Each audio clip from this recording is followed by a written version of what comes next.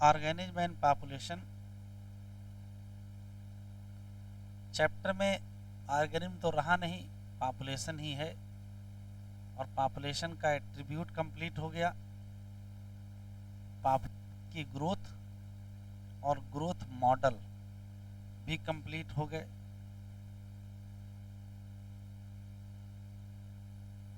अब हम लोग पढ़ रहे थे लाइफ हिस्ट्री वेरिएशन भी कंप्लीट, पॉपुलेशन इंटरेक्शन पढ़ रहे थे, और पॉपुलेशन इंटरेक्शन में लास्ट लेक्चर पर हम लोगों ने प्रिडिक्शन कंप्लीट कर लिया था, और आज हम लोग कंपटीशन पढ़ेंगे। ऐसा कोई भी इंटरेक्शन जिसमें इंटरेक्टिंग बोथ स्पीसीज लॉस में जाती है, उसी को तो कंपटीशन कहते हैं। यहाँ कुछ जनरल बातें इवोल्यूशन की लिखी हैं, तो पहले पूरा पढ़ लेते हैं, फिर एनसीईआरटी से हम लोग पढ़ेंगे। कुछ बातें तो इवोल्यूशन की हैं। जैसे पहली बात यह है कि जब हम डार्विन की थ्योरी पढ़ रहे थे तो डार्विन ने स्ट्रगल फॉर एग्जिस्टेंस और सर्वाइवल ऑफ फिटेस्ट की बात बताई थी, तो उस जगह उन्होंने कंपटीशन की भी डिस्कशन किया था। दो टाइप का कंपटीशन होता है, एक होता है इंट्रा स्पेसिफिक कंपटीशन, एक होता है inter specific competition. Intra specific का मतलब है कि एक ही स्पीसीज के मेंबर के बीच कंपटीशन, जैसे ह्यूमन का ह्यूमन से कंपटीशन हो, ये इंट्रा स्पेसिफिक हो, लेकिन ह्यूमन का किसी दूसरे एनिमल से कंपटीशन हो, ये इंटर स्पेसिफिक है। तो एक लाइन डार्विन ने कही थी कि जो इंटर स्पेसिफिक कंपटीशन है वही potent force of organic evolution या इवोल्यूशन है। ये क्वेश्चन एक बार नीट में आ चुका है, most potent force for organic evolution, तो आंसर मिलेगा इंटर स्पेसिफिक कंपटीशन। ठीक, रियल में कंपटीशन है क्या? तो जो दिमाग में बात हम लोगों के है कि जब कभी मिलती जुलती स्पीसीज या क्लोजली रिलेटेड स्पीसीज एक ही रिसोर्स के लिए कंपटीशन करेंगे तभी कंपटीशन होगा। और जनरल में ये बात सही भी है कि जब रिलेटेड स्पीसीज किसी एक सेम सोर्स के लिए कंपटीशन करती हैं, क्यों करती हैं? क्योंकि रिसोर्स अनलिमिटेड तो है नहीं, रिसोर्स तो लिमिटेड है, तो लिमिटेड रिसोर्स के लिए जब वही सब लोग यूज करेंगे तो कंपटीशन होगा। लेकिन ये हमेशा सही नहीं है, कभी कभार दो बातें देखने को मिलती हैं, बिल्कुल अनरिलेटेड स्पीसीज में भी कंपटीशन हो सकता है, और कभी कभार एबंडेंट फूड है, रिसोर्सेज भी ठीक ठाक हैं, लेकिन फिर भी कंपटीशन हो रहा है। जबकि होना कब चाहिए भाई, रिसोर्स कम हो तब ना कंपटीशन हो, रिसोर्स ठीक ठाक मात्रा में है तब भी कंपटीशन हो जाता है। देखते हैं, तो पहली बात तो यही है कि जनरली कंपटीशन किनके बीच होता है? क्लोजली रिलेटेड स्पीसीज के बीच होता है। कब और किसके लिए? तो कहोगे सिमिलर रिसोर्स के लिए, बस रिसोर्स कैसा होना चाहिए? लिमिटेड होना चाहिए। कभी कभार हमको कंपटीशन देखने को मिलेगा unrelated species for same resource. इसका एग्जाम्पल जब आप समझोगे तभी समझ में आएगा। साउथ अमेरिकन लेक है, एक झील है, मान लेते हैं कि ये झील है, ठीक है, और यहाँ नेचुरली फिश पाई जाती है, जो रेजिडेंट फिश हैं। तब तक कहीं से उड़ के फ्लेमिंगो यहाँ आए लगे। अब ध्यान से सुनिएगा, जो फ्लेमिंगो आएंगे वो भी वही फाइटोप्लैंक्टन खाएंगे, जूप्लैंक्टन खाएंगे जिनको फिश खा रहे थे। अब सोचो, कहाँ फिश है कहाँ फ्लेमिंगो है, क्या रिलेटेड है? नहीं, लेकिन दोनों लड़ाई तो एक ही चीज के लिए करेंगे, किसको? जूप्लैंक्टन को खाने के लिए। तो कभी कभार बिल्कुल अनरिलेटेड स्पीसीज के बीच भी कंपटीशन हो सकता है किसी सेम रिसोर्स के लिए। तो ये याद रखिएगा, सैलो साउथ अमेरिकन लेक में जो आने वाले फ्लेमिंगो हैं उनका कंपटीशन किससे हो गया? रेजिडेंट फिश से। किसके लिए? Common food. और वो कॉमन फूड था कौन सा? जूप्लैंक्टन। एक ये कभी कभार कंपटीशन हो सकता है इवन रिसोर्स नॉट लिमिटेड, मतलब एबंडेंट रिसोर्स, अनलिमिटेड तो हम नहीं कह सकते हैं, लेकिन ठीक ठाक मात्रा में रिसोर्स है फिर भी कंपटीशन हो रहा है। एग्जाम्पल समझ में आएगा। इधर देखो, जैसे मान लेते हैं ये कोई तालाब है बड़ा सा, और इसमें काफी पानी है, लेकिन किनारे शेर बैठे हैं। अब बताओ क्या कोई यहाँ पानी पीने आएगा?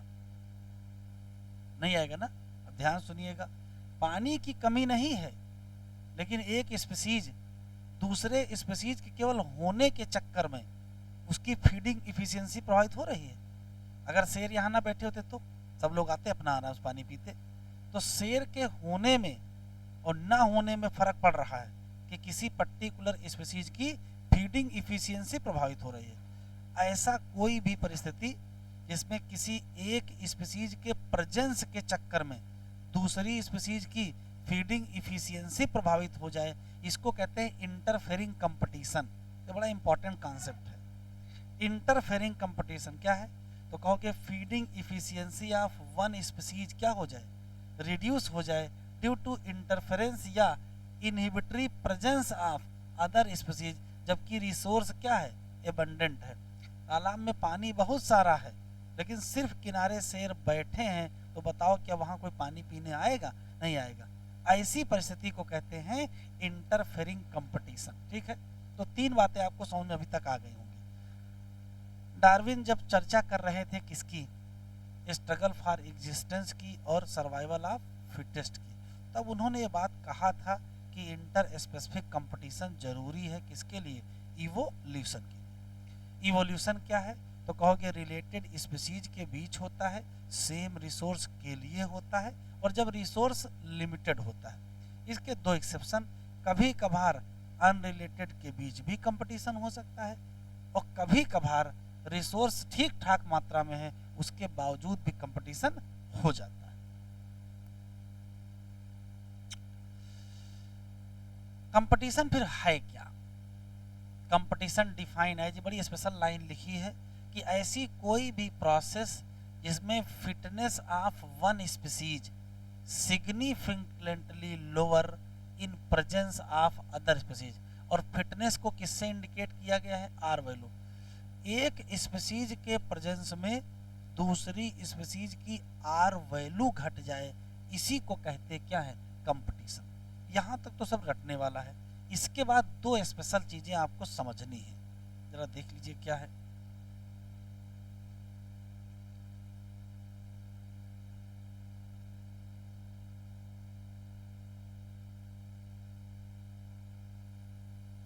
इधर देखिए, जैसे मान लेते हैं कि ये कोई पर्टिकुलर हैबिटेट है,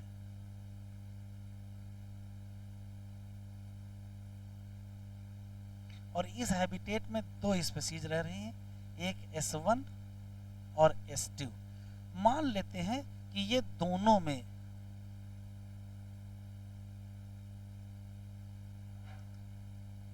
कंपटीशन है सेम रिसोर्स के लिए, सेम रिसोर्स के लिए कंपटीशन है। तो जब लड़ाई कर रहे होंगे तो कुछ समय बाद ये समझ में आएगा कि ये स्पीसीज संयोग से कुछ सुपीरियर थी, मतलब लड़ने की क्वालिटी इसकी बेहतर थी, और इससे थोड़ी सी इंफीरियर मान लेते हैं। तो साल 2 साल बाद जब आप यहाँ जाओगे तो देखोगे कि S2 यहाँ पाई ही नहीं जा रही है, केवल S1 ही है। कंपटीशन में एक लॉ यहाँ समझाया गया, क्या कि यदि किसी भी हैबिटेट में जो स्पीसीज आपस में कंपटीशन कर रही हैं, उसमें से जो सुपीरियर स्पीसीज होगी वो इंफीरियर स्पीसीज को वहां से भगा देगी, और भगा देने का मतलब एक्सक्लूड हो जाना, इसका एक्सक्लूजन हो जाएगा।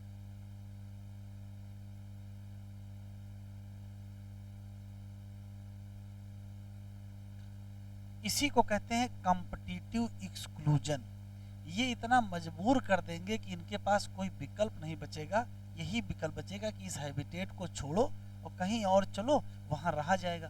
तो जब कभी सुपीरियर कंपटीटिंग स्पीसीज इंफीरियर कंपटीटिंग स्पीसीज को वहां से एलिमिनेट कर दे, तो उसको कहते क्या हो, कॉम्पिटिटिव एक्सक्लूजन। एक बात, एक वैज्ञानिक है जिनका नाम गाउस है, उन्होंने गाउस ने कहा है कि इसका सिद्धांत है इसको एक्सपेरिमेंटली भी सिद्ध किया जा सकता है। उनका क्या कहना है?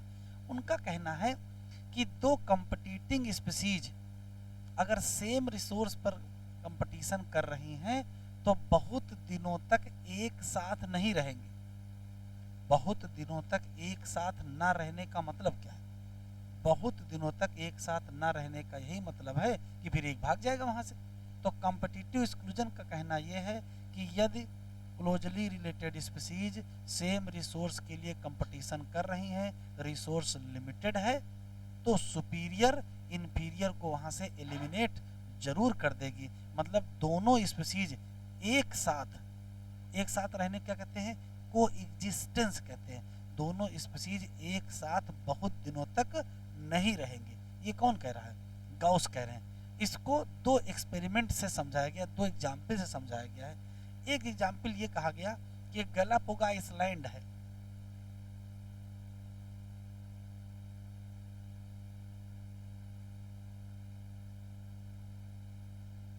ये गैलापागोस आइसलैंड है और गैलापागोस आइसलैंड पर पहले से ही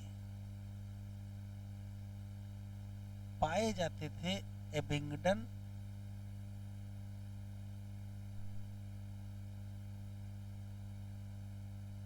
टार्टवाइस। क्या किया? किसी ने यहां गोट इंट्रोड्यूस कर दिया।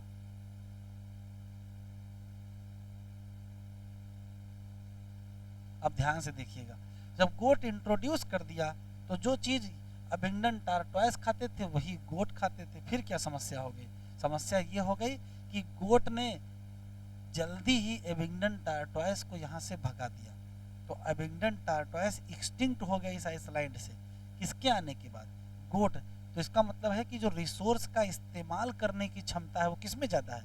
वो गोट में ज़्यादा है। तो जो रिसोर्स को ज़्यादा इस्तेमाल करेगा वो सुपीरियर, और जो नहीं कर पाएगा वो इन्फीरियर। तो बेचारे भाग गए कौन?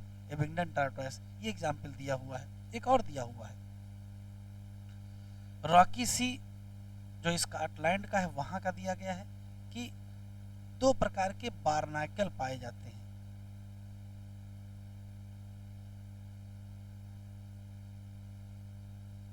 एक है बालानस और एक है कैथामालस। ये है सुपीरियर और ये है इंफीरियर। क्या किया? सुपीरियर बार्नाकल बालानस ने इंफीरियर बार्नाकल क्या कैथामालस को वहां से क्या कर दिया? रिमूव कर दिया। तो फिर वही कहानी हो गई।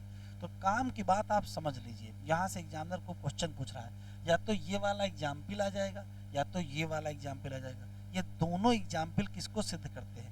ये दोनों एग्जाम्पल गाउस के कॉम्पिटिटिव एक्सक्लूजन के रेस्पेक्ट में है। ठीक, एक नई चीज और बताइए, जरा देख लो भी, लिखना कुछ नहीं। एक शब्द है कॉम्पिटिटिव रिलीज।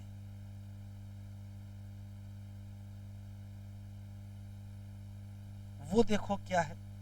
जैसे मान लेते हैं कि ये पर्टिकुलर कोई हैबिटेट है और इस हैबिटेट के छोटे से एरिया में S1 स्पीसीज रह रही है और बड़े से एरिया में S2 स्पीसीज रह रही है।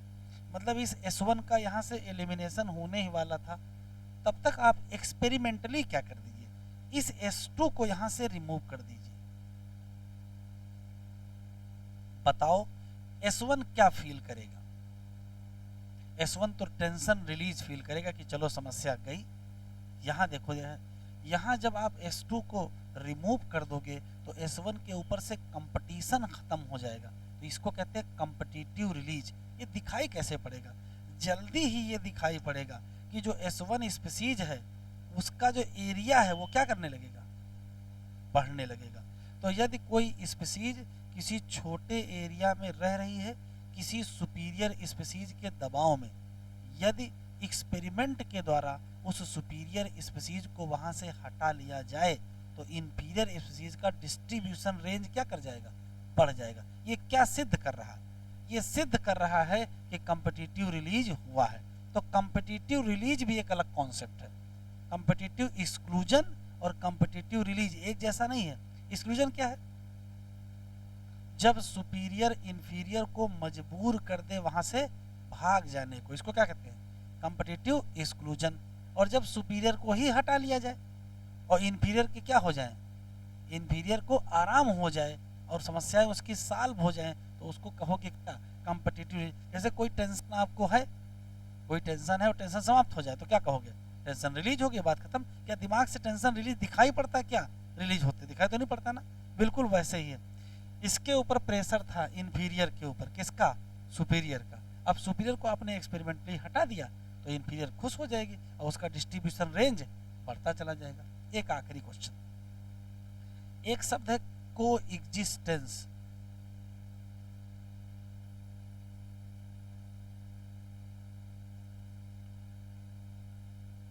और ये था क्या,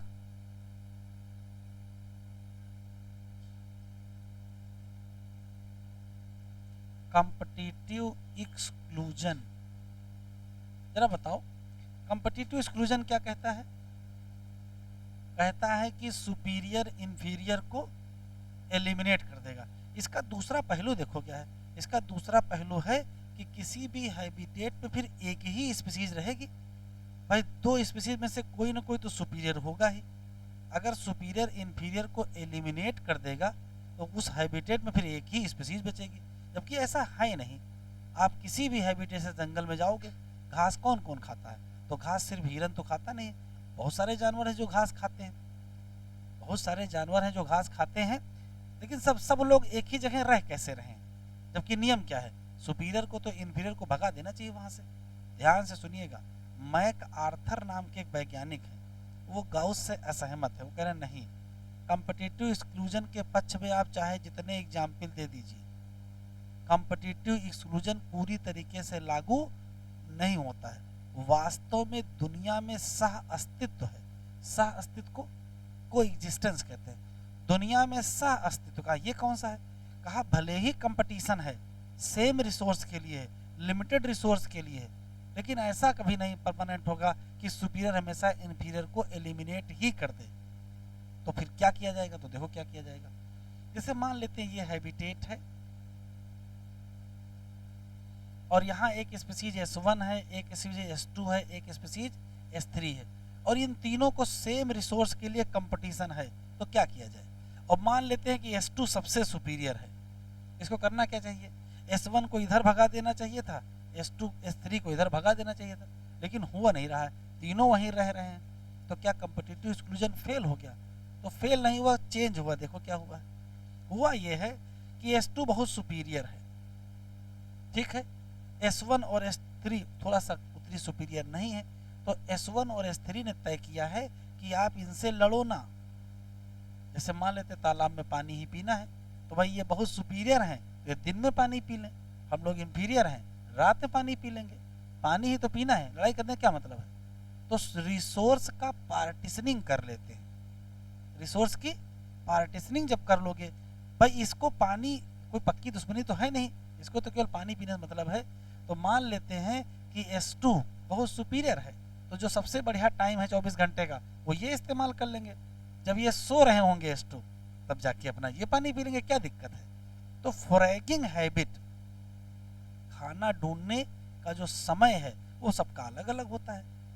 मैक आर्थर ने एक एक्सपेरिमेंट दिया है, एग्जाम्पल दिया है, कहा एक पेड़ है उस पर 5 वार्बलर रह रहे हैं, 5 डिफरेंट वैरायटीज ऑफ वार्बलर एक साथ एक ही पेड़ पे रह रहे हैं। अब 5 एक साथ पेड़ पे कैसे रह रहे हैं, इसका मतलब आपस में क्या हुआ है, समझौता हो रखा है।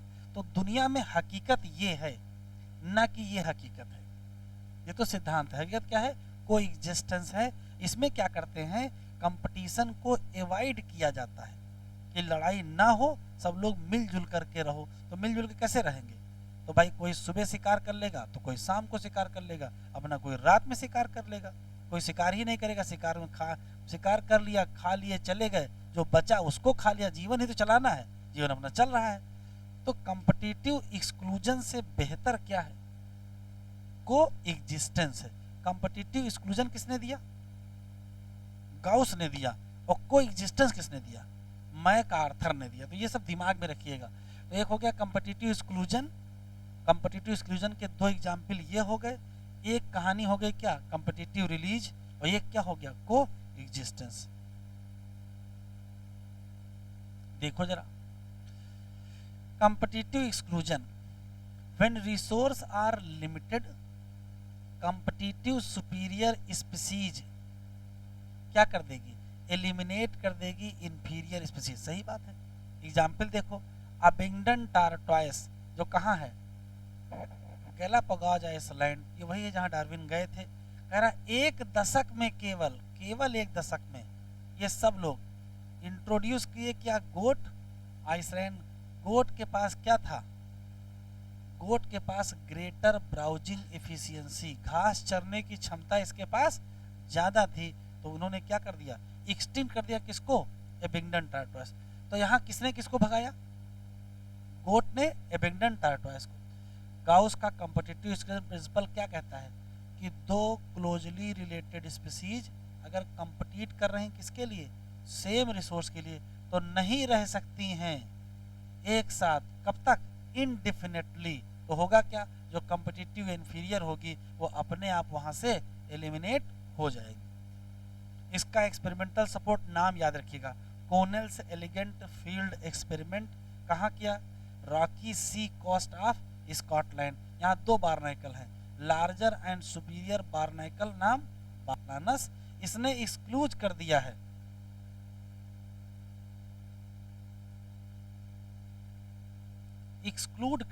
किसको, स्मॉलर इंफीरियर बारनाइकल, कौन सा, कैथामालस। तो नाम याद रखिएगा, उल्टा ना कर दीजिएगा, कैथामालस से बालानस को भगवा दीजिएगा। किसको भगाना है, इसको भगाना है, इसने भगाया है, ठीक है। एक और क्वेश्चन याद कर लीजिएगा, कंपटीशन में हर्बीवोरस और प्लांट बहुत ज्यादा प्रभावित होते हैं किसकी तुलना में, कार्निवोरस में। कार्निवोरस के बीच जो कंपटीशन होता है, उसमें कार्निवोरस के पास ऑप्शन बहुत सारे होते हैं। अब हर्बीवोरस के पास तो एक ही ऑप्शन है, क्या, केवल घास खाना, और सब लोग घास खाना चाह रहे हैं, और प्लांट बेचारे तो भाग भी नहीं सकते, उनके पास और समस्या है। तो प्लांट और हर्बीवोरस के बीच जो कंपटीशन होता है वो ज्यादा नुकसानदायक होता है as compare to the carnivorous. ये कंसेप्ट समझ में आ ही गया आपको।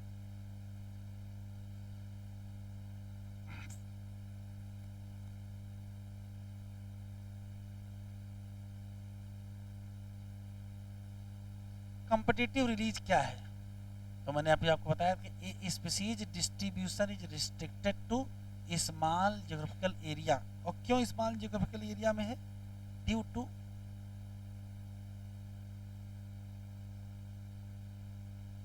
सुपीरियर स्पीसीज, ठीक है। फिर कह रहे हैं डिस्ट्रीब्यूशन बढ़ जाएगा बहुत बड़े एरिया में, कब, जब competitive superior species remove experimentally.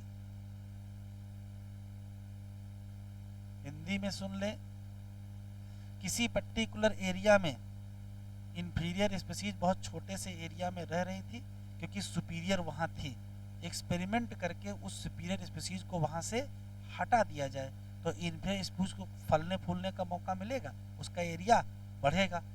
ये क्या है, कॉम्पिटिटिव रिलीज। कॉम्पिटिटिव एक्सक्लूजन क्या हमेशा सही रहता है, कहोगे नहीं, कभी कभार नेचर में क्या होता है, किसकी जगह, एक्सक्लूजन की जगह को एग्जिस्टेंस क्या है, जब स्पीसीज फेस कर रही हो कंपटीशन तो कोई ना कोई तरीका निकालो कि क्या ना हो, लड़ाई ना हो और क्या बढ़ावा मिले, को एग्जिस्टेंस नॉट एक्सक्लूजन।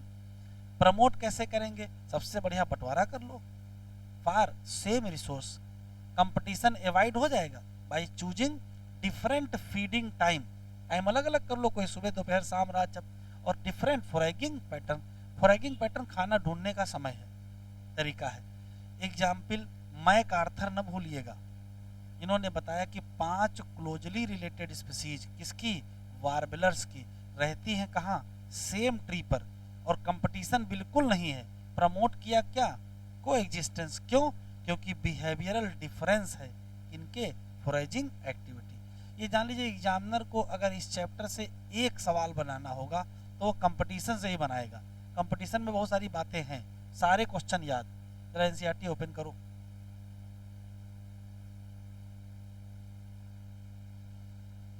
जब डार्विन बात कर रहे हैं किसकी, स्ट्रगल फॉर एग्जिस्टेंस और किसकी, सर्वाइवल ऑफ फिटेस्ट की, तो ये इस बात से कन्विंस्ड हैं कि इंटर स्पेसिफिक कंपटीशन प्रोटेंट फोर्स है किसका, ऑर्गेनिक इवोल्यूशन।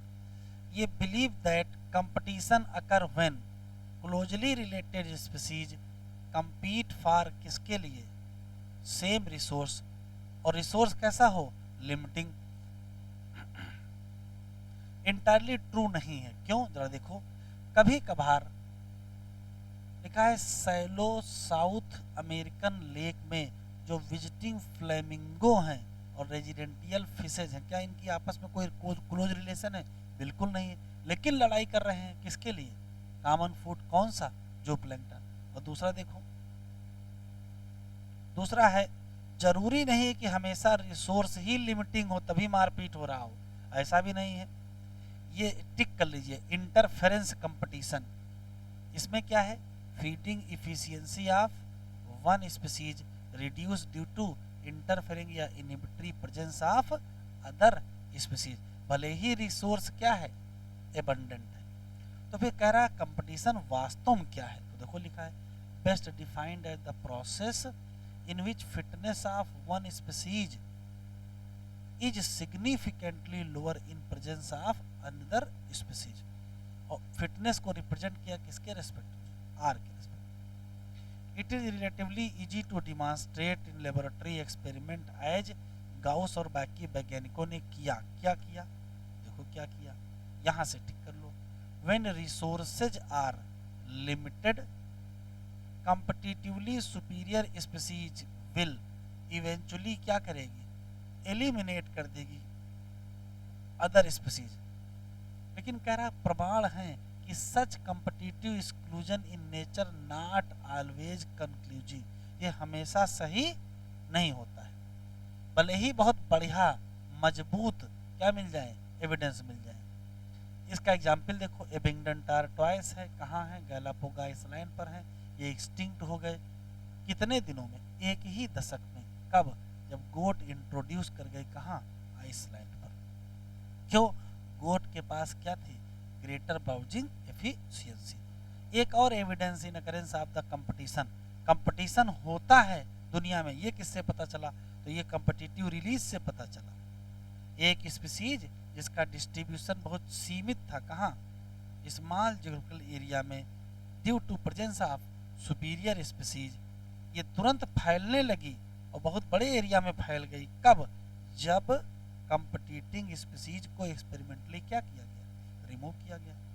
फिर आ गए कोनेल्स, ये फेवर में है गाउस के, ये एलिगेंट फील्ड एक्सपेरिमेंट किए, कहाँ किए, रॉकी सी में, रॉकी सी के कोस्ट पर किए, जो किस देश में, स्कॉटलैंड में।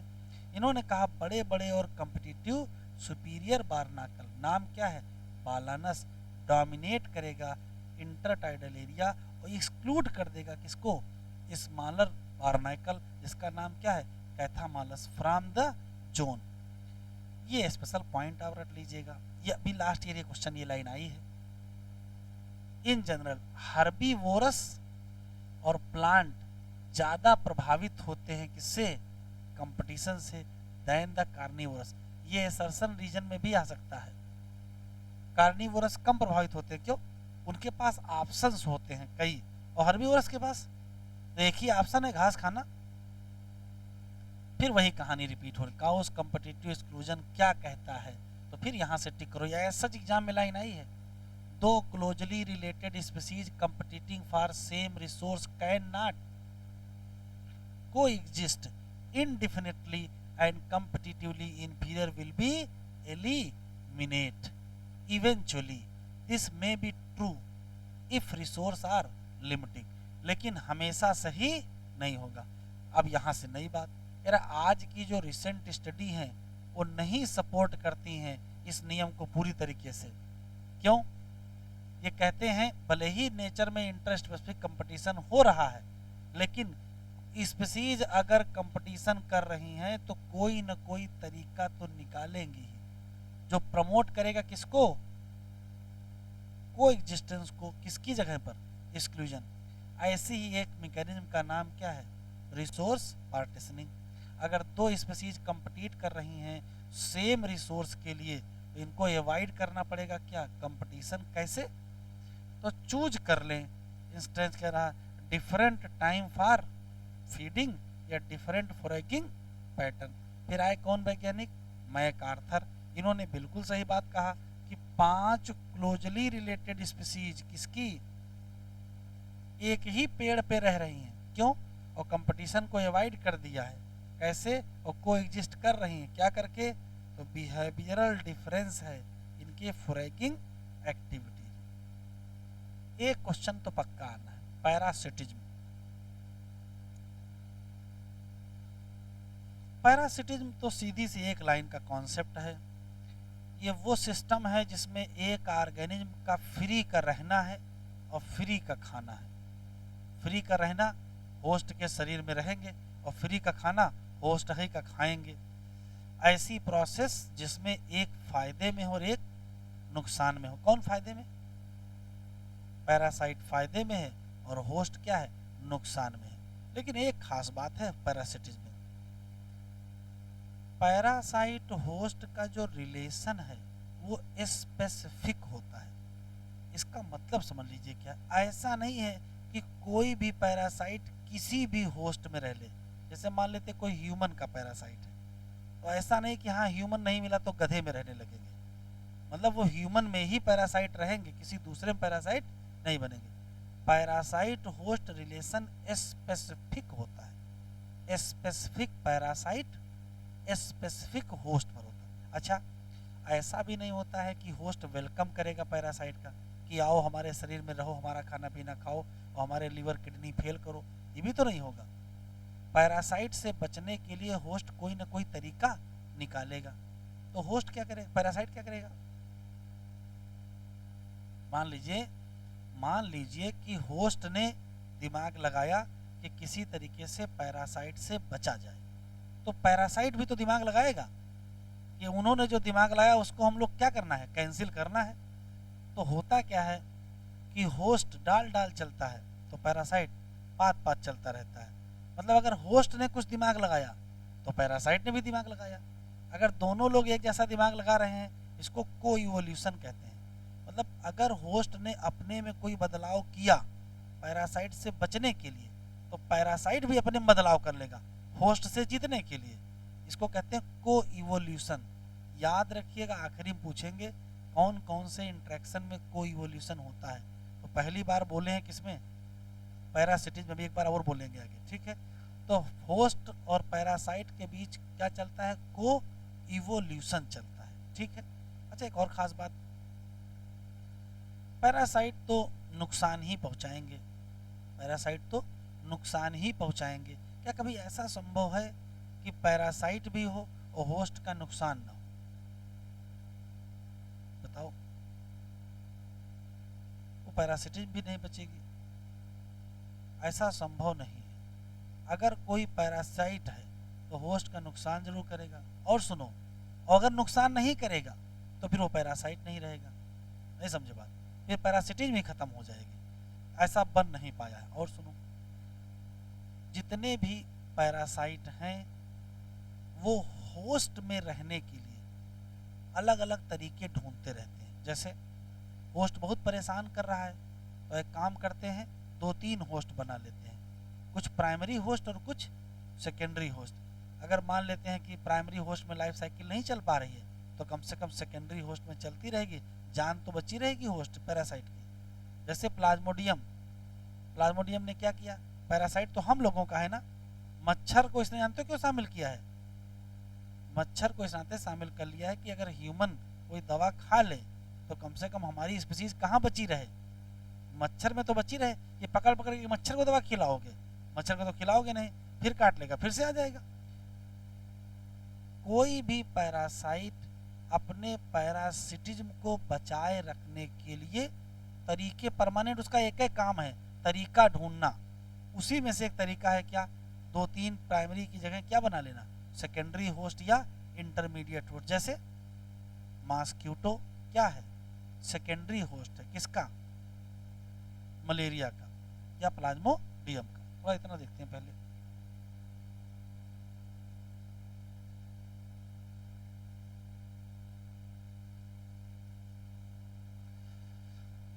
Interaction in which one species क्या है, बेनिफाइड, और अदर स्पीसीज क्या है, डेट्रीमेंटल, मतलब लॉस। फायदे में कौन और लॉस में कौन, होस्ट।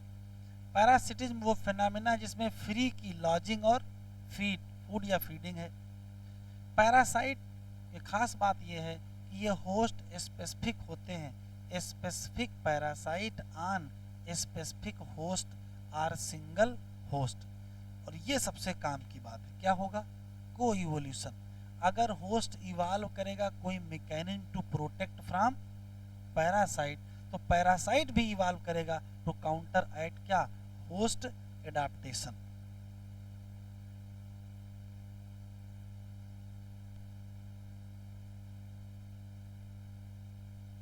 Parasite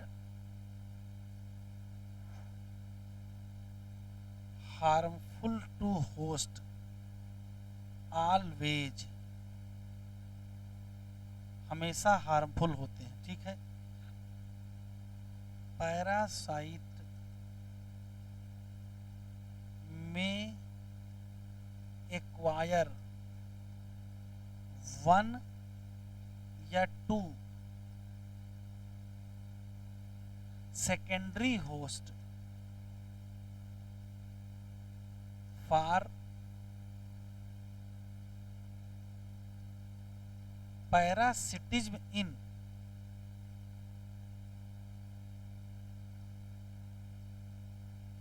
primary host. इसका एग्जाम्पल बता दूं, वो याद है लिवर फ्लूक,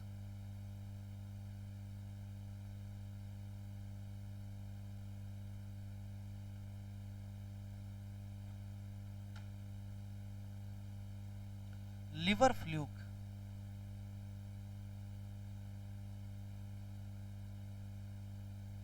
बताओ कितने होस्ट लिखे एनसीईआरटी में, दो, कौन कौन से, देख लो, जल्दी नहीं है, देख लो।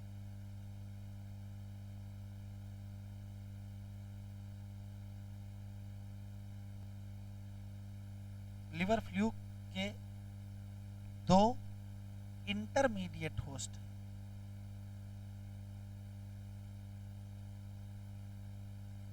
अब दो इंटरमीडिएट होस्ट कौन से हैं,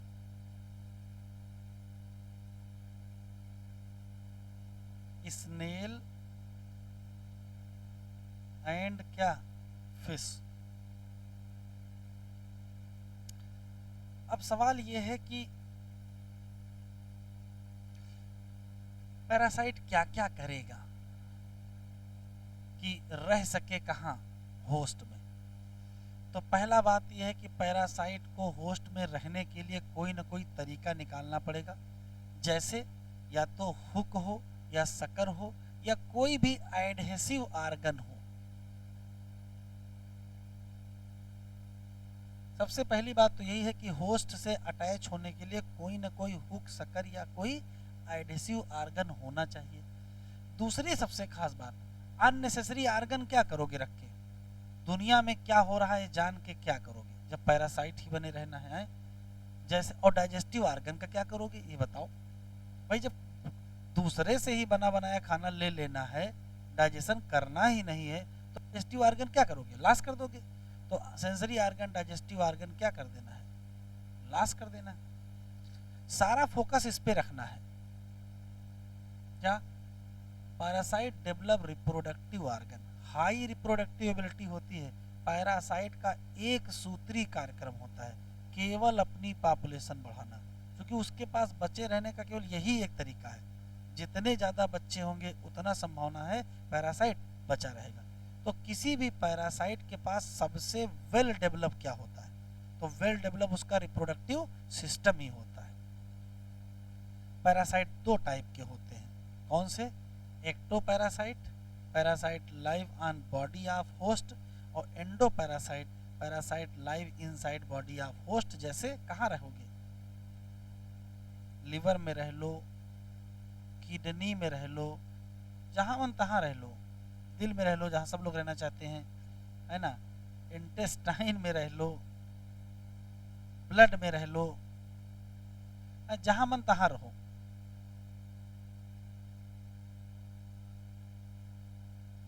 ये टिक कर लें, एक्टोपैरासाइट के एग्जाम्पल सुन लीजिए। हम लोगों के सिर में जो जुएं होते हैं वो एक्टोपैरासाइट है, और डॉग या किसी के पास जो मिट्स नहीं होते हैं, टिक्स, टिक्स और मिट जो होते हैं वो भी क्या है, टिक्स मिट्स, वो भी एक्टोपैरासाइट है। अभी जल्दी क्या काफ़ी थोड़ा पहले आया था, एक क्वेश्चन पूछा था कि निम्नलिखित में से कौन असली पैरासाइट है। तो ध्यान सुने, असली पैरासाइट का केवल एक डिफिनीशन है, ऐसा कोई भी पैरासाइट जो अपने होस्ट के बगैर जिंदा ना रह पावे, वही तो ऑब्लिगेट पैरासाइट होता है। उसमें ऑप्शन सुने, उसमें ह्यूमन एम्ब्रायो भी दिया था। हम लोगों का जो एम्ब्रायो है वो भी तो मदर पर पैरासाइट है, लेकिन असली पैरासाइट नहीं है। क्यों? एक न एक दिन उसका जन्म हो जाएगा और उसके बाद उसका जीवन अपना चलेगा। अगर असली पैरासाइट होते तो मदर से साथ परमानेंट लगे रहते। तो ह्यूमन एम्ब्रायो असली पैरासाइट नहीं है। अच्छा, मच्छर, मच्छर भी असली पैरासाइट नहीं। अगर अच्छी असली पैरासाइट होता तो परमानेंट हम लोगों के साथ रहता, कोचिंग आता जाता सब जगह, है ना। ऐसा तो है नहीं, काटता है फिर अपना उड़ जाता है। तो कहने का मतलब है कि अगर परमानेंट नहीं रह रहे हैं तो असली पैरासाइट नहीं है। तो इधर देखो, ये तो परमानेंट रहते हैं। अगर सिर में आपके हैं तो सब जगह रहेंगे, हॉस्टल में भी रहेंगे और कोचिंग में भी रहेंगे, ठीक है। और अगर कुत्ते के पास ये टिक्स हैं तो ये परमानेंट उसके साथ रहेंगे। तीसरा देखो, एक्टोपैरासाइट कोपीपोड, ये इन्फेस्ट कर गया किस पर, फिश पर। और चौथा है कस्कुटा, ये टोटल स्टेम पैरासाइट है। ये कहाँ ग्रो करेगा, किसी झाड़ीदार पौधे पर। सबसे इंपॉर्टेंट ये है, ये क्लोरोफिल लॉस कर देगा तो खाना बनाएगा नहीं, draw nutrient from host plant. तो ये चारों असली क्या हैं, पैरासाइट। लेकिन ये मॉस्किटो हम शक करता है ह्यूमन का ब्लड, असली पैरासाइट नहीं है, ये याद रखिएगा। असली पैरासाइट नहीं है, केवल आता है, ब्लड सक करता है, निकल जाता है। कब ब्लड सक करता है? सक blood of human at time of reproduction या एग लेइंग या ओविपोजिशन। केवल जब इसका रिप्रोडक्शन का मसला होता है तभी ये हम लोगों का ब्लड सक करने आता है। तो सक करने ले देगा, क्यों? उसके रिप्रोडक्शन का मसला है, वरना उसकी स्पीसीज ही खत्म हो जाएगी अगर वो ब्लड सक करने को नहीं पाएगा। ध्यान सुनिएगा, हम लोगों के ब्लड की जो प्रोटीन का डाइजेशन होता है उसके साथ उसको आयरन मिलता है और वो नेसेसरी है उसके अंडे देने के लिए। इसी नाते जब उसको रिप्रोडक्शन का मसला होता है तभी हम लोगों का ब्लड सक करने आते हैं, लेकिन असली पैरासाइट नहीं है। अब आ जाओ एंडो। एंडो पैरासाइट में जैसे लिवर फ्लूक है, कहाँ रहता है? लिवर में। एस्कैरिस है, कहाँ रहता है? इंटेस्टाइन में। बस एंडो पैरासाइट और खतरनाक रिस्की काम है। क्यों? किसी भी होस्ट के शरीर के अंदर रहना तो रिस्की है ही। इसी नाते इन्होंने क्या किया है, बहुत कॉम्प्लेक्स लाइफ साइकिल बना रखी है। बाकी चीजें मार्फोलॉजिकल और एनाटॉमिकल फीचर इनके क्या होते हैं, बहुत सिंपल होते हैं। तो ये याद रखिएगा, कॉम्प्लेक्स लाइफ साइकिल किसकी होगी, एक्टो की, एंडो की। तो एंडो पैरासाइट की कॉम्प्लेक्स होगी। ये पीछे बता के पैरासाइट हो सकता है उनके मोर देन वन होस्ट हो, एक या दो हो। उससे पर्पज क्या है, parasitism in the primary host. Parasite harmful ही होते हैं होस्ट को, इसका कोई एक्सेप्शन नहीं है, लेकिन ये बातें पीछे लिखा है, इनको हटा ही देते हैं।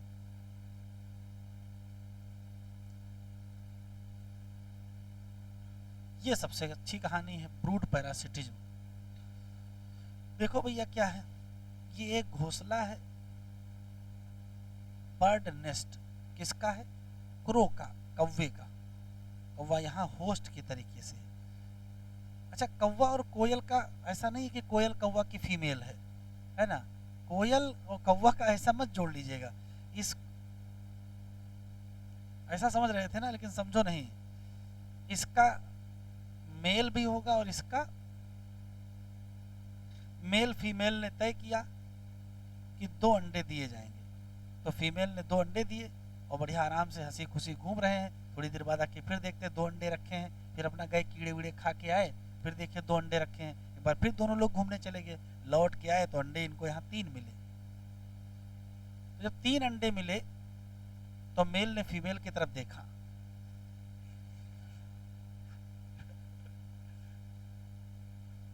तो फीमेल ने कहा कि महाराज हम तो साथ ही में घूम रहे थे तुम्हारे है ना, ये हम लोगों का अंडा नहीं है, ये हम लोगों का अंडा नहीं है। तो कहा अगर हम लोगों का नहीं है तो इसको बाहर फेंक दिया जाए, इसको घोंसले से गिरा दिया जाए ना। लेकिन बड़ी समस्या आ गई, कोई पहचान नहीं पा रहा है कि इसमें से तीन में से अपने दो कौन से हैं, अपने दो कौन से हैं ये पहचान नहीं पा रहे हैं। तो फीमेल दयालु अक्सर होती हैं, ऐसा करो ठीक है दो अपने तो पक्का है, एक किसी और का है उसको भी यही रहने दो, जो गर्मी अपने अंडों को देंगे उसको भी दे देंगे, है ना, इसके अंदर किसी बच्चा ही होगा, दुश्मन नहीं है। तो क्या करेंगे, तीसरे अंडे को भी अपना वही पोषण दे देंगे, उसको वही गर्मी देंगे। समय बीतता जाएगा, जब बच्चे निकलेंगे तब जान पाएंगे इसकी शक्ल अपने से नहीं मिल रही है। लेकिन चूंकि बच्चा है तो बच्चे से दुश्मनी नहीं निकाली, ठीक है चलो जहां इन दो बच्चों को पालोगे इसको भी पाल लिया जाए। अब ये काम कौन कर गया है, तो ये काम कर गई है कोयल। कोयल जिसको कुक्कू कहते हैं, इसका जो एग है, इसका कलर और इसका शेप बिल्कुल सेम है किसके, क्रो के एग जैसे, ठीक है।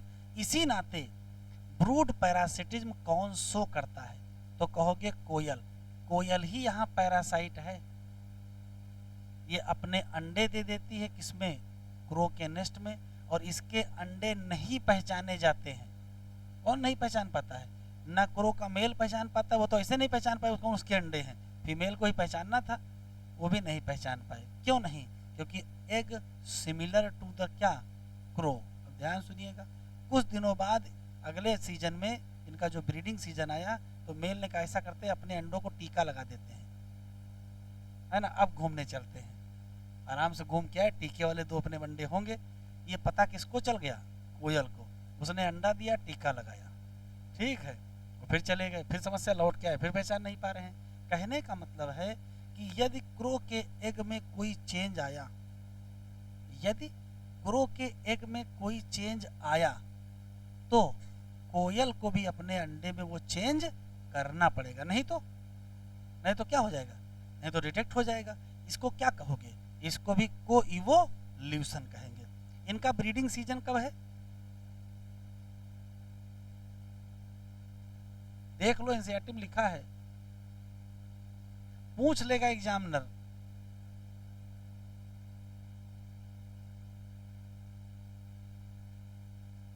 तो यही समय तो है, जो समय चल रहा है, स्प्रिंग टू समर, ठीक है, अभी गर्मी आने वाली है, उसी में होगा।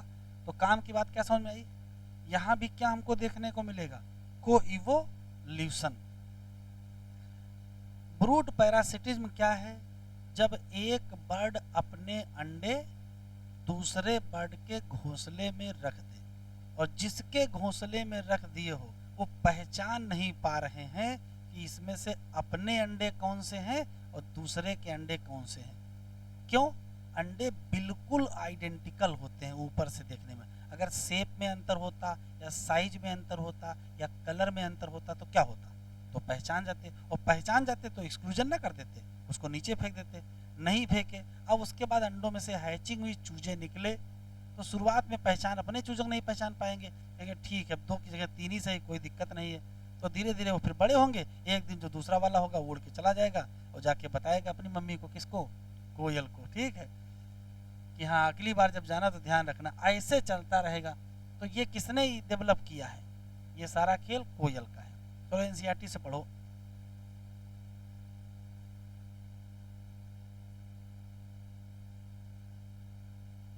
कौन सा करेक्टर यहां दिखाई पड़ेगा,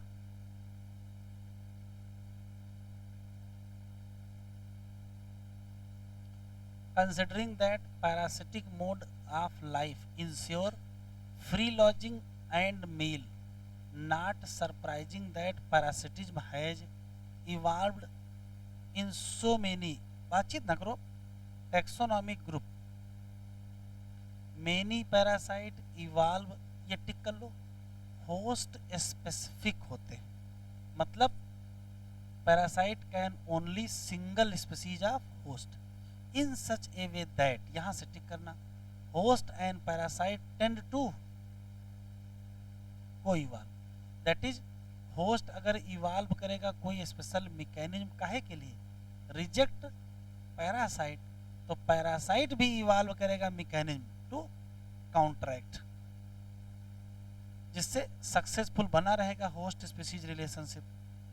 इन according with their lifestyle parasite special adaptation करेंगे। जैसे सबसे पहले तो लॉस करेंगे, फर्जी के सेसरी आर्गन और एडहेसिव आर्गन लाएंगे या सकर लाएंगे जिससे अटैच हो सके किससे, होस्ट। और डाइजेस्टिव सिस्टम का कोई मतलब नहीं तो उसको क्या करेंगे, लॉस। बस सारा खेल इसका है, high reproductive capacity. Life cycle of parasite are often complex involving एक या दो इंटरमीडिएट होस्ट या vector to facilitate parasitism in primary host. Human का जैसे लिवर फ्लूक है, ये रिमेटोड पैरासाइट है, डिपेंड ऑन कहाँ, टू इंटरमीडिएट होस्ट। कौन सा, snail and fish complete its life cycle. Malarial parasite need a vector mosquito to spread क्या, other host. Majority of parasite क्या करते हैं, नुकसान पहुंचाते हैं, मे रिड्यूस द सर्वाइवल या ग्रोथ ऑफ होस्ट, और कभी कभार होस्ट को इतना कमजोर कर देते हैं कि हो सकता है उसकी जान चली जाए। कह रहा है क्या इवोल्यूशन में अभी तक कोई ऐसा पैरासाइट बन पाया है जो पैरासाइट भी हो और होस्ट को नुकसान भी ना पहुंचावे, तो अभी तक तो फिलहाल नहीं बन पाया है।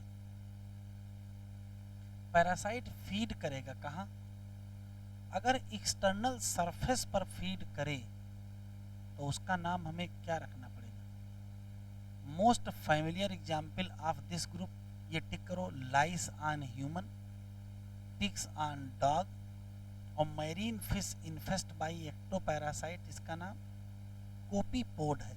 और चौथा कौन सा है, Cuscuta, a parasite that commonly grow on hedge plant, loss करेगा chlorophyll leaves in course of evolution, it derive nutrition from host plant which is a parasite. The female mosquito not considered as a, इसको need है हमारे blood की, केवल किसके लिए, explain why, तो मैंने आपको बता दिया कि उससे मिलेगी प्रोटीन और आयरन जो एग लेइंग के लिए जरूरी है। In contrast endoparasite are those that live inside the host at different site, liver में रह लो, किडनी में रह लो, लंग्स में रह लो, आरबीसी में रह लो, पता नहीं कहाँ रह लो। लाइफ साइकिल ऑफ एंडोपैरासाइट क्या होती है, बिकॉज ऑफ एक्सट्रीम स्पेशलाइजेशन, विशेष होस्ट में, लेकिन इनकी मार्फोलॉजी और इनका एनाटॉमिकल फीचर बहुत क्या है, सिंपल, क्योंकि इनका मेन फोकस किस पर है, रिप्रोडक्टिव पोटेंशियल, ये अपनी जान बचाने के लिए रिप्रोडक्शन पर फोकस है। Brood parasitism, bird fascinating example of parasitism in which parasite bird lays egg in nest of other host, और होस्ट क्या करेगा बेचारा, उनको इंक्यूबेट करेगा। During the course of evolution, यदि egg of parasite bird evolve करते हैं resemblance with host egg in size and colour to reduce chance of host bird फिर क्या कर लेगी, डिटेक्ट कर लेगी इनको, फॉरेन एग को, और फिर उनको क्या कर देगी, इजेक्ट कर देगी। कह रहा फॉलो करो मूवमेंट ऑफ कुक्कू या कोयल और crow in our neighbourhood park during the breeding season, ये ब्रीडिंग सीजन है। कह रहा एक्शन देखो, कमेंसेलिज्म,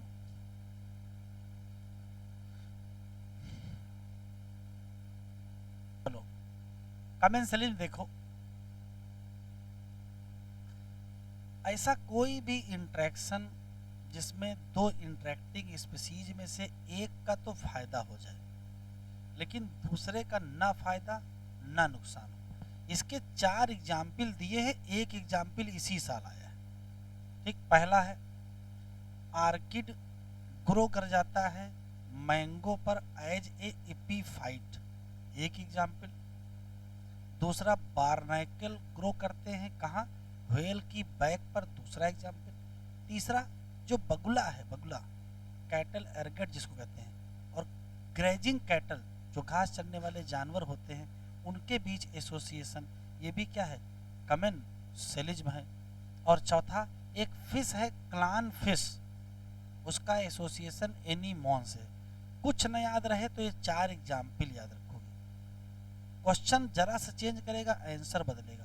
क्वेश्चन पूछेगा क्लासिकल एग्जाम्पल ऑफ कमेंसलिज्म, तो वही बगुले वाला और कैटल वाला। इधर देखो जरा, जैसे मान लेते हैं कि ये पर्टिकुलर कोई घास चरने वाला जानवर है, ठीक है, सही बन गया है।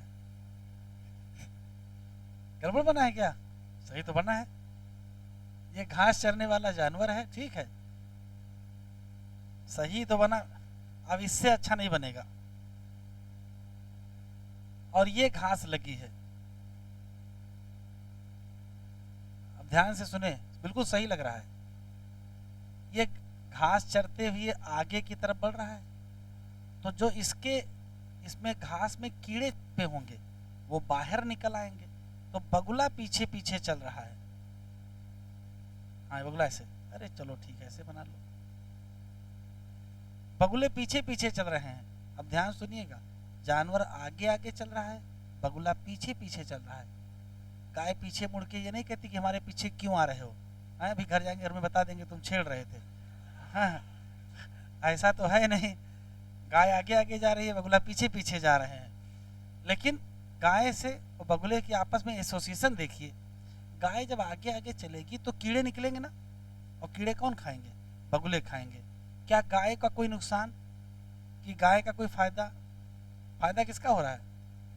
ये सबसे बेस्ट एग्जाम्पल है बगुले का और ग्रेजिंग कैटल के बीच का जो एसोसिएशन है, ये कमेंसलिज्म का बहुत बेस्ट एग्जाम्पल है, क्लासिकल। और देखो ये है सी एनीमोन, सी एनीमोन, और सी एनीमोन में पाए जाते हैं टेंटिकल, और उनके बीच बीच में फिश आके यहाँ चुपचाप छिप जाती है। ये फिश वास्तव में यहाँ थी, तब तक देखा इसने इसका शिकारी इसको दौड़ा रहा था, तो यहाँ से भगे, तुरंत आके यहाँ रुक गए। अब देखिएगा यहाँ इतनी जगह नहीं कि ये बड़ा वाला शिकारी यहाँ आ पावे, यहाँ आएगा क्यों नहीं, इसलिए जो टेंटिकल है उसके ऊपर स्टिंगिंग सेल है, और स्टिंगिंग सेल में क्या पाया जाता है? हिप्नो टॉक्सिन पाया जाता है, जो जहर है उसके बाद बेहोश हो जाएंगे। तो ये आए थे यहाँ शिकार करने, पता खुद ही शिकार हो जाएंगे, तो इस नाते ये दूर से देखेंगे, और क्लान फिश यहाँ चुपचाप रहेगी। अब बताओ एनीमोन का क्लान फिश से कोई मतलब नहीं, ना नुकसान हुआ ना फायदा हुआ। फायदा किसका हो गया? फिश का। तो क्लान फिश बच गई किससे? अपने शिकारी से। और बगुले में और किसी ग्रेजिंग कैटल में क्या हुआ? कहो बगुले का फायदा, ग्रेजिंग कैटल का ना फायदा ना नुकसान।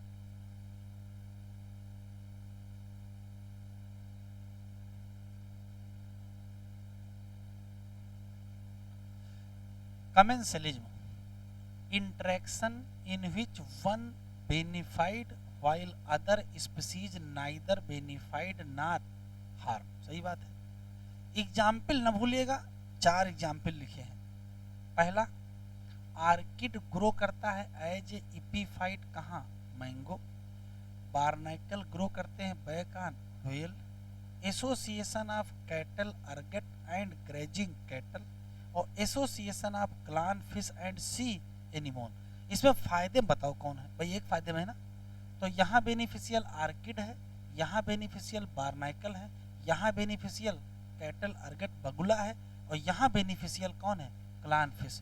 क्या फायदा? वो यहाँ ग्रेजिंग कैटल मूवमेंट करेंगे, इंसेक्ट बाहर निकलेंगे, कौन ट्रैप कर लेगा? अर्गेट के द्वारा। तो किसका फायदा? और सी एनीमोन के पास क्या है? स्टिंगिंग टेंटिकल, वो प्रोटेक्ट करेंगे क्लान फिश को, कहां से? प्रीडेटर से।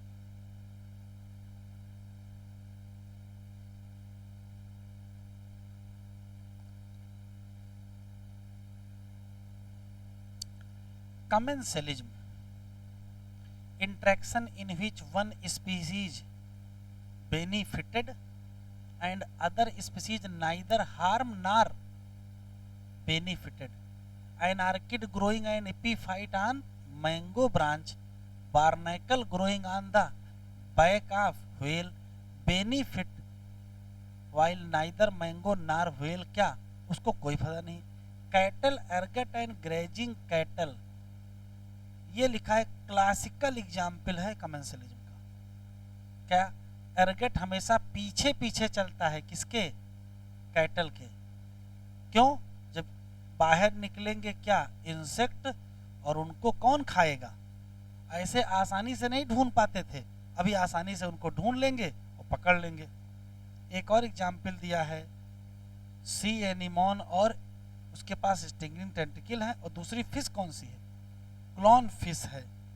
साथ में रहते हैं, फिश प्रोटेक्ट हो जाती है कहाँ से, प्रेडेटर से, क्योंकि वो दूर रहेंगे किससे, स्टिंगिंग टेंटिकल।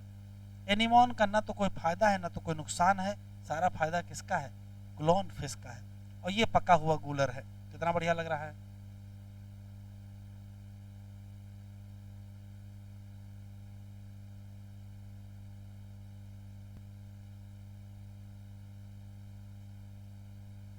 चलो जरा रुक जाओ। म्यूचुअलिज्म,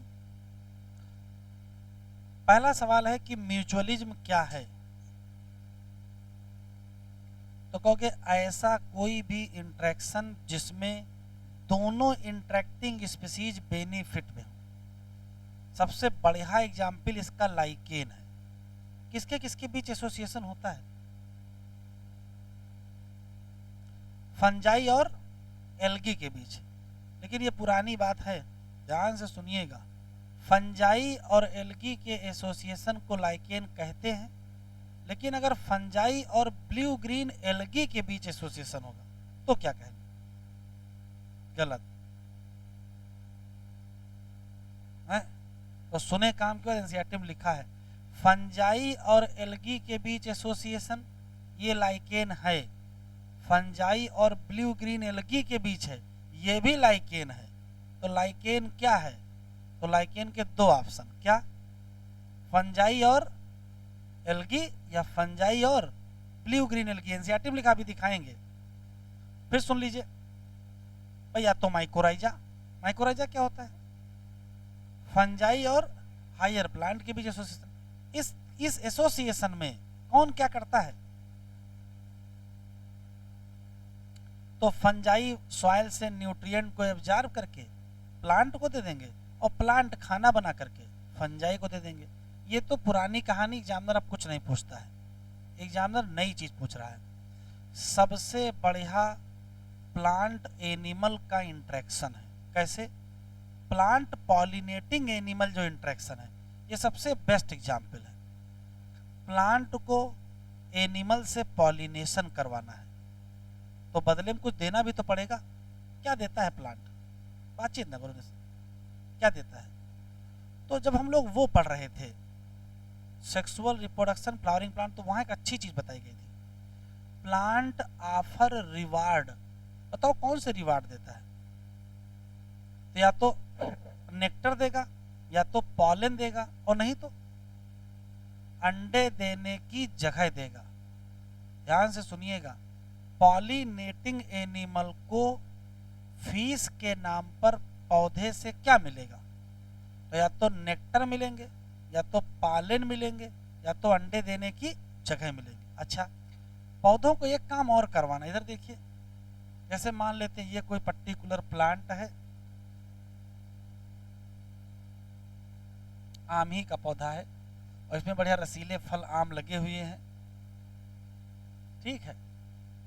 अब ध्यान सुने, अगर आम यही गिरेगा, सीड यही जर्मिनेट करेगा, तो क्या यहां ये पौधा ग्रो कर पाएगा, नहीं ग्रो कर पाएगा। अच्छा, अगर इसके पास पैर होते तो एक ठोकर मारता, ये सीड यहां जाता गिरता, पैर है नहीं, तो बताओ इसके सीड का डिस्पर्सल कैसे होगा। तो देखो इसने क्या सीखा है, इसने कहा कि अपने फल को इतना बढ़िया जूसी स्वीट बना दो जिससे सब लोग इसको खाने आए। अब खाने आएंगे तो आम यहाँ तोड़ेंगे और दूर ले जा करके खाएंगे, और जहां खाएंगे गुठली वहीं फेंकेंगे, तो वहीं तो नया पौधा उगेगा। ये हो गया सीड डिस्पर्सल। तो पौधे सीड के डिस्पर्सल के लिए भी एनिमल का सहारा लेते हैं, तो बदले में एनिमल क्या मिलेगा, उसको अच्छे अच्छे फल खाने को मिलेंगे। तो फल क्यों बनाया उसने, क्या स्वयं के लिए बनाया कि बढ़िया रसीले फल बनाएंगे बाद में आराम से खाएंगे, ऐसा तो है नहीं। फल तो हम ही लोगों के लिए बनाया है। ध्यान से सुनिएगा, प्लांट रिवार्ड देते हैं पॉलिनेटर को, क्या, नेक्टर, पॉलन या एग लेइंग की जगह, और प्लांट रिवार्ड देते हैं सीड डिस्पर्सर को, क्या, तो आंसर देंगे जूसी फ्रूट्स देंगे। ये तो क्लियर हो गया। इसी इतना पहले पढ़ लेते हैं, इतना अलग कर लेते हैं, क्या क्या अलग है। कमेंसलिज्म हो ही गया ना, हम लोग पढ़ ही लिए, लिख लिया था, ठीक रहा, जल्दी हो गया। Interaction beneficial for both species, lichen mutual association between fungi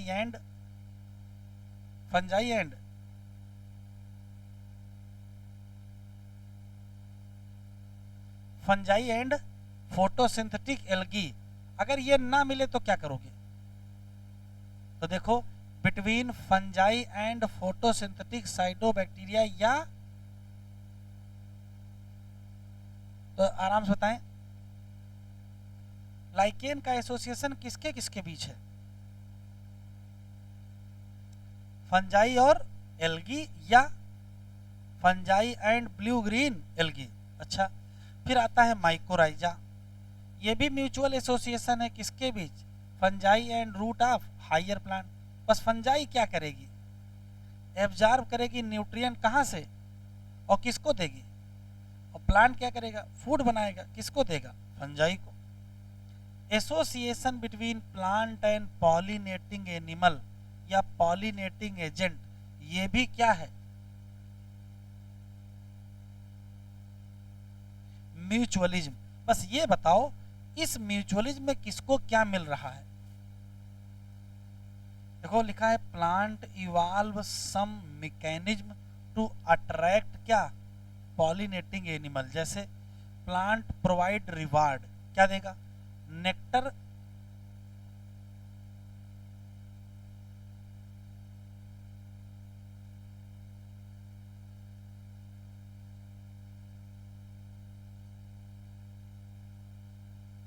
बातचीत ना करें,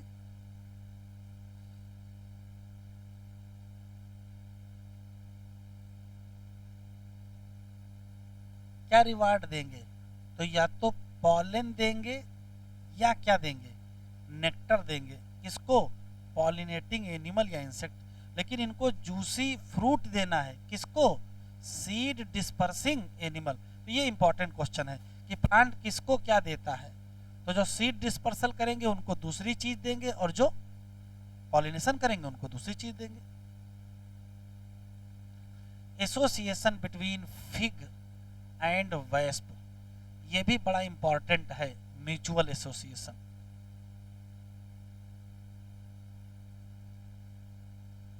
किसके किसके बीच है, तो गूलर और वेस्प के बीच है। देख लो, गूलर क्या देते हैं, तो provide safe place for egg laying या ओवी पोजिशन टू इंसेक्ट या वेस्प। और क्या देते हैं, तो कहोगे यंग सीड देंगे फॉर नरिशमेंट ऑफ लार्वा, जो बच्चे होंगे वो खाएंगे। फीमेल वेस्प भी तो कुछ काम करेगी, तो फीमेल वेस्प ले एग इन इनफ्लोरेसेंस, ये इंटर करेगी ढेर सारे फिग में। जब देखिए, जैसे मान लेते ये एक गूलर है, इसमें एंट्री करेंगे, अंदर की जगह देखेंगे, मजा नहीं आएगा, क्या, ये अंडे देने की जगह सही दिख नहीं रही, यहाँ से निकल आएंगे। अब जब निकल आएंगे तो इस सरफेस पर क्या चिपक जाएंगे, पॉलन ग्रेन। फिर ये दूसरे गूलर में जाएंगे, फिर वहां मजा नहीं आएगा, फिर निकल आएंगे। तो ऐसे करेंगे क्या, एक गूलर के अंदर जाएंगे, तो जब जाएंगे तो पॉलिनेशन अंदर, पॉलन ग्रेन अंदर पहुंचेंगे, फिर निकलेंगे तो लेके आएंगे, फिर दूसरे में, फिर तीसरे में, फिर चौथे में, ऐसे पूरे गूलर के पेड़ में घूमेंगे। अच्छा, गूलर का पेड़ अंदर ही अंदर मुस्कुरा रहा है कि ठीक है, तुम बस देखे रहो कहाँ कहाँ गूलर लगे हैं। Inter in many fig in search of सबसे सुरक्षित जगह को ढूंढने के चक्कर में सारे कूलर के अंदर जाएंगे, फिर बाहर निकलेंगे, फिर थक जाएंगे, सुरक्षित जगह कहीं नहीं मिलेगी, फिर एक जगह पर वही एग लेइंग कर देंगे। धीरे धीरे क्या होगा, अंडे से लार्वा निकलेगा, लार्वा जो सीड होंगे उनको खाएंगे। तो ये बड़ा बढ़िया है, याद रखिएगा। फिग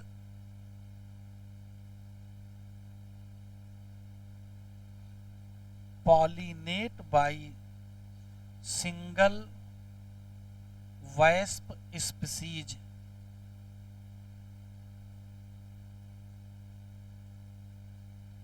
मतलब स्पीसीज स्पेसिफिक है।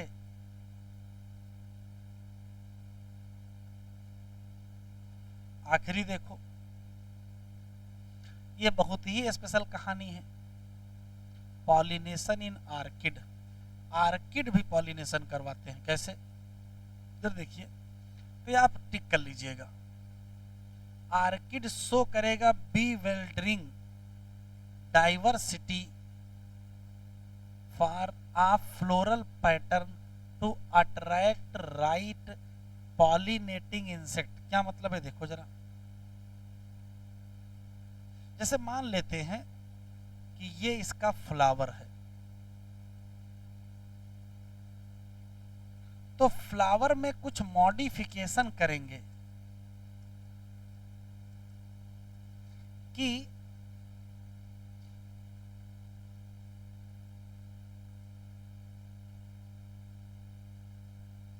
इंसेक्ट अट्रैक्ट हो। सबसे कमाल की बात यह है कि ये भी स्पीसीज स्पेसिफिक होता है। स्पीसीज स्पेसिफिक का मतलब केवल राइट इंसेक्ट आए, कोई दूसरा इंसेक्ट ना आए। जिससे पॉलिनेशन करवाना था केवल वही आए, कोई दूसरा। आप सोचो, अगर कलर का मसला होता, बढ़िया रंगीन फ्लावर होता, तो उसकी तरफ तो कोई भी इंसेक्ट अट्रैक्ट कर जाएगा।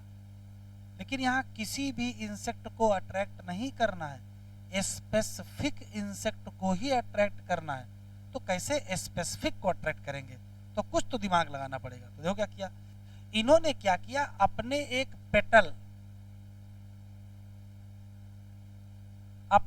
पेटल का जो शेप था, उसका जो कलर था, उसका जो मार्जिन था, वो इंसेक्ट के फीमेल के जैसा कर दिया।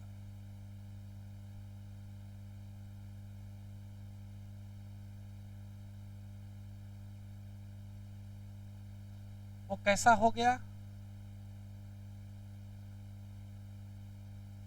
अब क्या होगा, जो मेल होंगे वो इधर की तरफ अट्रैक्ट हो जाएंगे।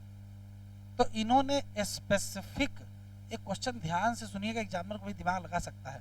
कौन सा ऐसा पौधा है जिसमें केवल मेल इंसेक्ट से पॉलिनेशन होता है? यही है, क्योंकि फीमेल नहीं अट्रैक्ट होंगे। कौन अट्रैक्ट होना है, मेल अट्रैक्ट होना है। मेल इधर अट्रैक्ट होंगे, यहां आएंगे, स्यूडो कॉपुलेशन करेंगे।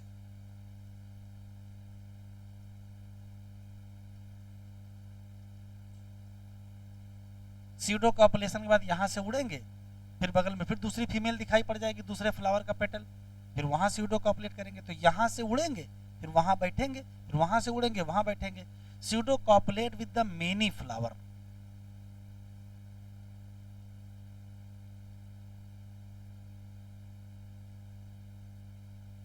तो क्या हो जाएगा, पॉलिनेशन हो जाएगा। अब कौन करता है, वो इधर देखो। आर्किड शो करते हैं bewildering diversity of floral pattern. किसको अट्रैक्ट करना, राइट पॉलिनेटिंग इंसेक्ट। कौन से, बीज और बम्बल बीज। और गारंटी, यहां लिखा है एनसीईआरटी में, गारंटी है, छोड़, गारंटीड पॉलिनेशन। मेडिटेरेनियन आर्किड, नाम न भूलिएगा, क्या है, ऑफ्रिस। ये कौन सा फेनामेना शो करते हैं, सेक्सुअल डिसिट, जिसको सेक्सुअल छल कहते हैं। फ्लावर की खास बात है, उसका एक पेटल बिल्कुल सेम होता है।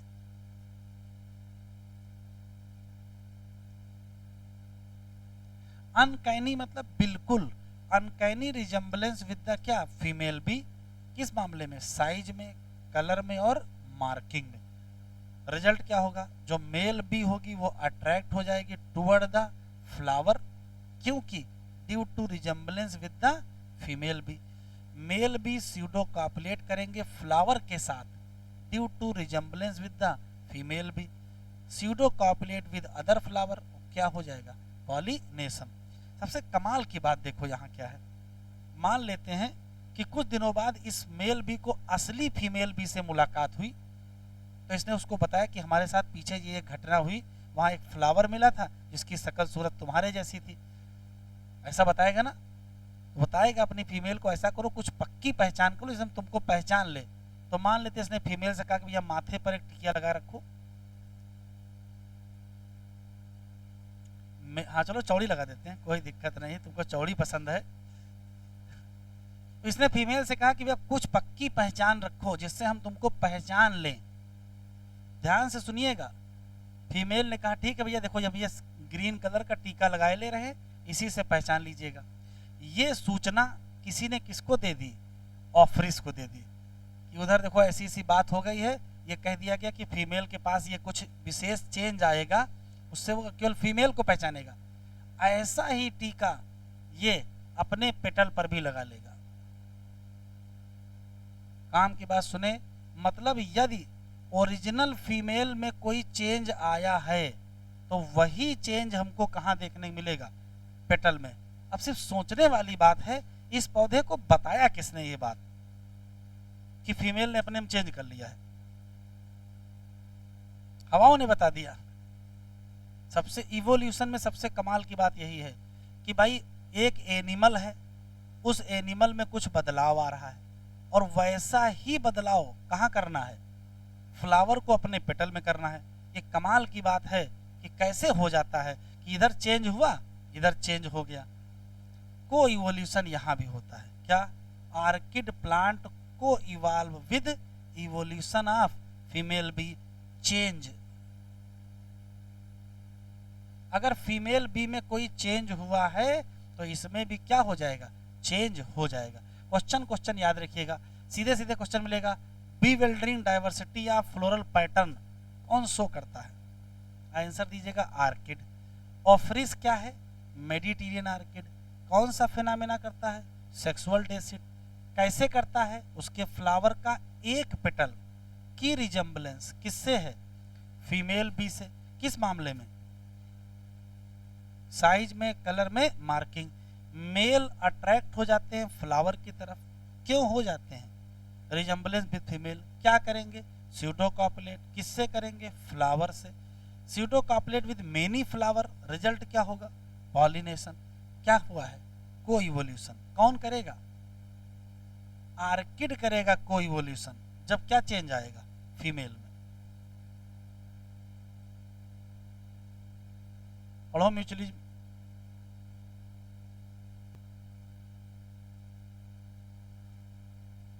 चलो देखें,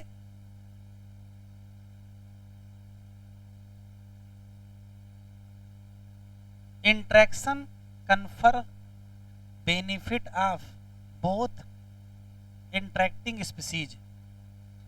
पहला, lichen represent intimate mutualistic relationship between, जरा इसको हाईलाइट करो बेटा, फंगस एंड, ये तो सबको पता है, आगे ये लिखा है जो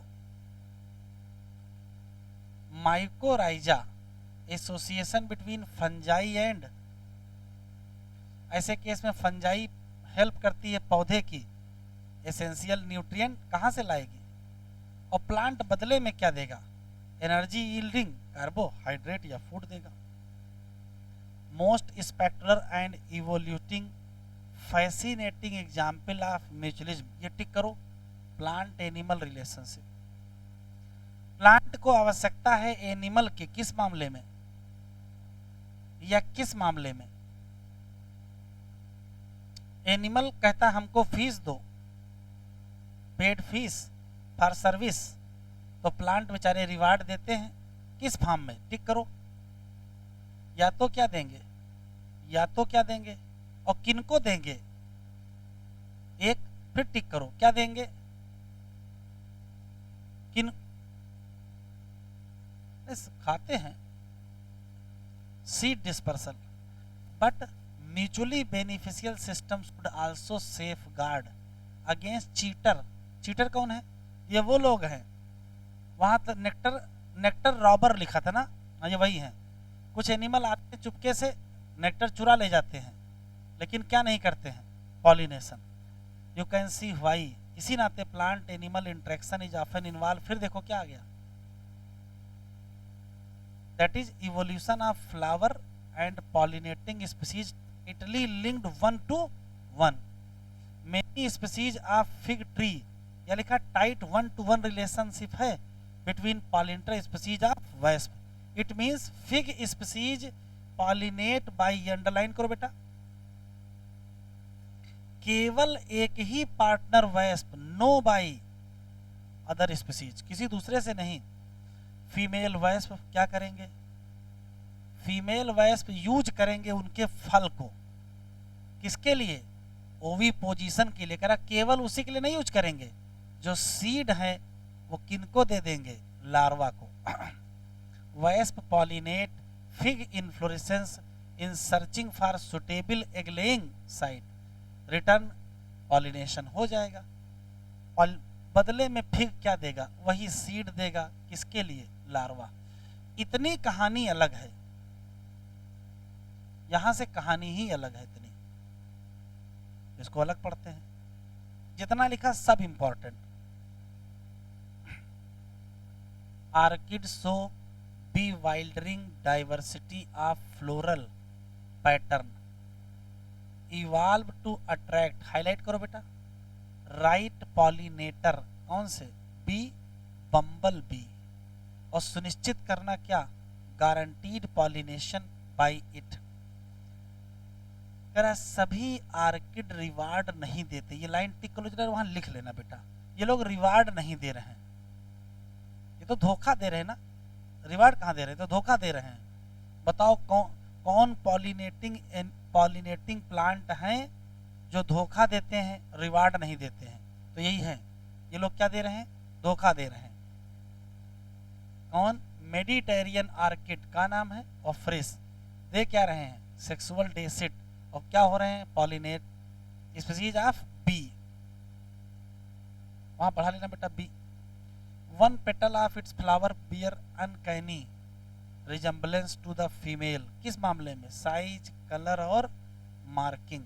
मेल भी अट्रैक्ट हो जाएगा क्योंकि वो मान लेगा ये फीमेल है, और फिर क्या करेगा? Pseudo copulate with the flower. During the process इसके ऊपर चिपक जाएंगे पॉलन ग्रेन. जब ये सेम बी स्यूडो कॉपुलेट करेगी किससे? Another flower. ट्रांसफर हो जाएंगे पॉलन और दस pollinate the flower. Here you can सी, यहां भी क्या होगा? इफ फीमेल बी का कलर पैटर्न चेंज हो गया जरा सा भी ड्यूरिंग द इवोल्यूशन, पॉलिनेशन तुरंत क्या हो जाएगा? रिड्यूस हो जाएगा. कब तक?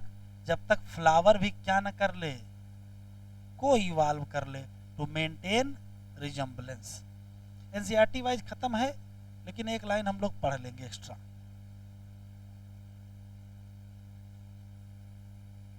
अमेंसेलिज्म.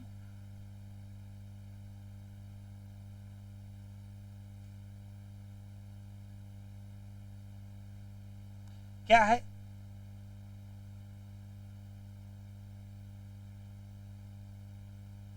एक क्या है? लॉस.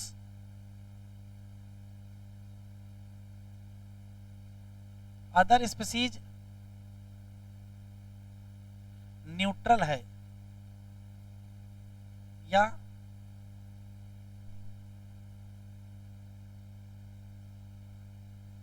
अनइफेक्टेड है. अब एग्जाम्पल से समझ में आएगा.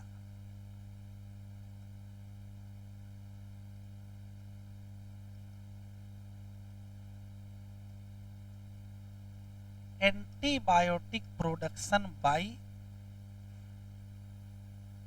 माइक्रोब. माइक्रोब अगर एंटीबायोटिक का प्रोडक्शन कर रहे हैं तो बताओ क्या होगा?